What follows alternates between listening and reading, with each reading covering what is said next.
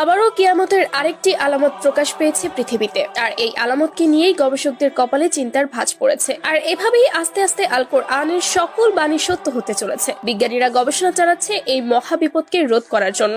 গবেষকদের ধারণার থেকেও দ্রুত পৃথিবীর দিকে ধেয়ে আসছে কিয়ামত। অনেক গবেষকদের ধারণা থেকে উঠে এসেছে, যদি এই কাজটি তারা রোধ করতে না পারে তাহলে পৃথিবী অচিরেই ধ্বংস হয়ে যাবে। তো প্রিয় দর্শক, চলুন জেনে আসি কোন সেই আলামত যা পৃথিবীর দিকে আবারও ধ্বংসাত্মক রূপে ধেয়ে আসছে। ভিডিওটি শুরু করার আগে আপনাদের একটা কথা বলি, আপনি কি কোরআনের পক্ষে নাকি বিজ্ঞানীদের পক্ষে তা অবশ্যই কমেন্টে জানাবেন। আপনি যদি কোরআনের পক্ষে হয়ে থাকেন তাহলে কমেন্ট বক্সে অবশ্যই আল্লাহু আকবার লিখে যাবেন। তো চলুন আর বেশি কথা না বাড়িয়ে মূল ভিডিও দেখে আসি। পৃথিবীতে যে নতুন একটি আলামত প্রকাশ পেয়েছে সেটি হলো পৃথিবীর ডুমসডে গ্লেসিয়ার বা হোয়াইট হিমবাহের বরফ দ্রুত গলতে শুরু করেছে। গবেষকরা এটার ধারণাও করতে পারেনি যে এত দ্রুত এই বরফগুলো গলতে শুরু করবে। বরফ সমুদ্রে আচ্ছাদিত পৃথিবীর পঞ্চম বৃহত্তম মহাদেশ অ্যান্টার্কটিকা। মহাদেশটির